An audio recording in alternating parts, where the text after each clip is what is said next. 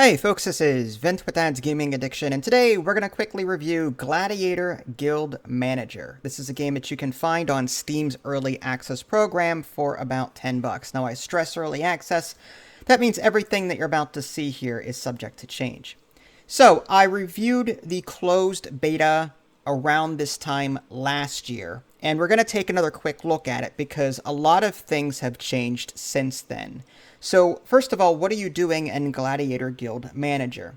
Well, you're going to be managing a bunch of gladiators, as the title implies. You're going to be expanding your guild by constructing new buildings, upgrading said buildings, hiring gladiators, upgrading them, buying and acquiring items to equip to them.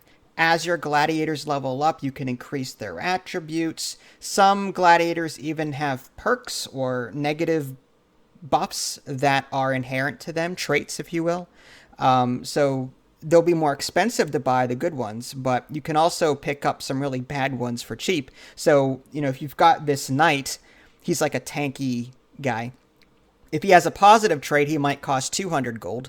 But if you find a knight with a negative trait, he might cost 50 gold. So you have to sort of pick and choose, what kind of gladiator guild do I want? Do I want a bunch of elite units that are really expensive to maintain, or do I want a bunch of cheap nobodies, There is easy, medium, and hard difficulties. I think there's one step past that too. I could be wrong.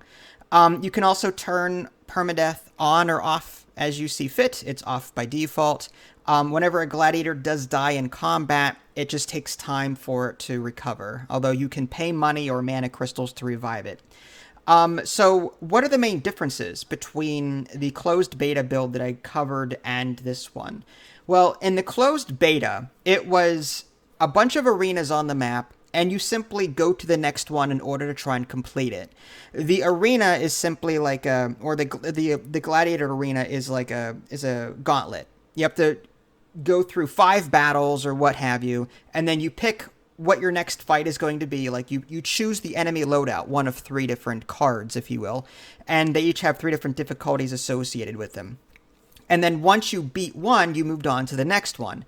And you just kept doing that. There was nothing in between, really, aside from upgrading and, buying more units. There was nothing else to do, really.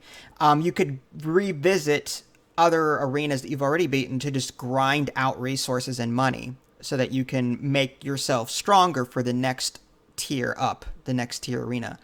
This game has done away with the turn-based formula that the closed beta had and turns it into a real-time world map view where there's months in this game and they're broken up over days. You hit the play button and you see 1, 2, 3. So you can actually see the days go by when you hit the play key, okay?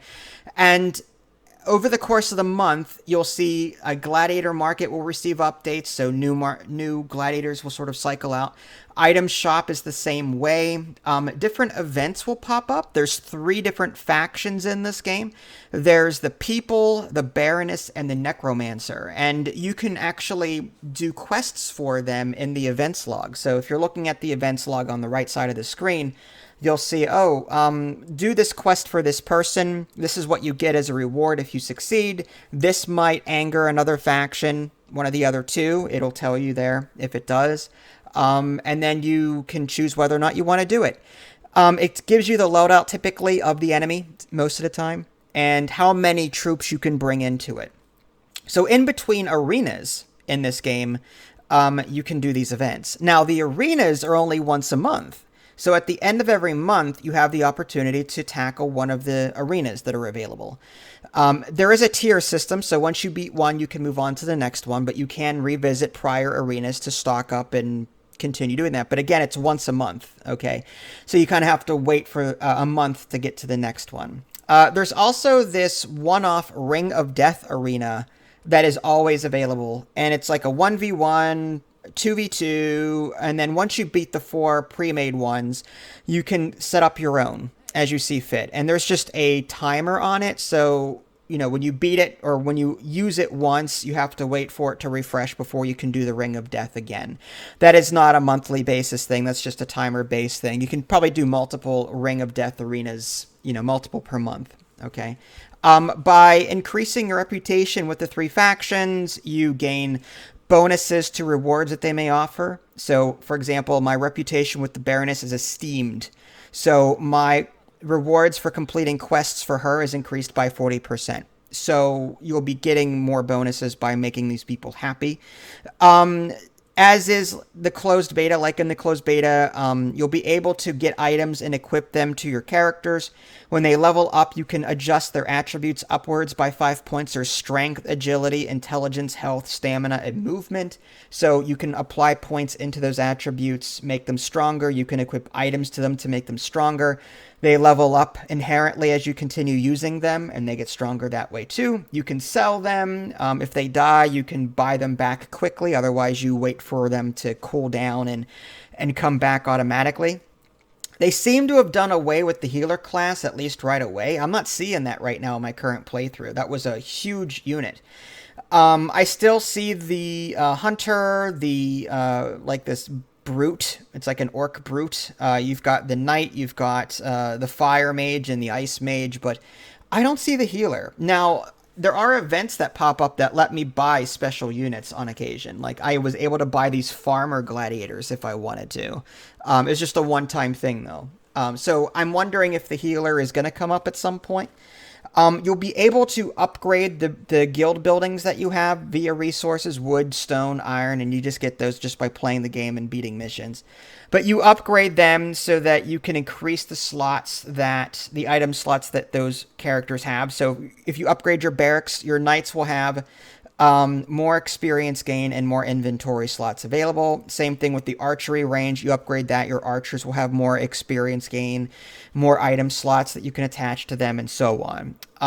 There's other things that I haven't unlocked yet in the game, but it's definitely an upgrade from what I remember. There's like more to do, and again, there's a real-time map system going on here as opposed to just a standard turn-based next map, next arena, next arena, next arena. Now it's manage a few different things at the same time, hit play, wait for the next event, do that.